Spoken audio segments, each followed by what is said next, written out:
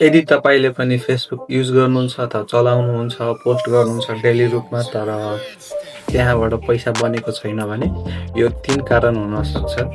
तपाईँ random post गरिरहनु भएको छ, जुन पाए त्यही होइन अरूको कपी पेस्ट गरिरहनु भएको छ भने त्यस्तो गरेपछि हजुरको इन्कममा धेरै गाह्रो पर्न सक्छ। हजुरले एउटै टपिकलाई लिएर, एउटै निस लिएर भिडियोहरू क्रिएट गर्नुपर्ने हुन्छ, रिल्सहरू क्रिएट गर्नुपर्ने हुन्छ र एउटै टपिकमा पोस्ट गरिरहनु पर्ने हुन्छ। सेकेन्डमा चाहिँ कन्सिस्टेन्स हुनुहोस्।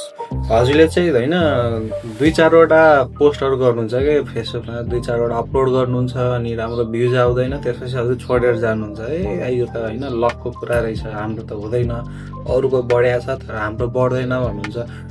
त्यसको लागि चाहिँ हजुरले कन्सिस्टेन्सी डेली रूपमा होइन अपलोडहरू गर्नुपर्छ कि रिल्सहरू क्रिएट गर्ने, यसरी क्रिएट गर्ने, क्यामेरा अगाडि आउने अनि क्रिएट गरेर डेली रूपमा कन्सिस्टेन्स भएर एउटै टपिकमा हामीले अपलोड गर्नुपर्छ। अनि थर्डमा रहेको छ आफ्नो पोस्टहरूमा चाहिँ भ्याल्यु दिनुपर्छ क्या होइन।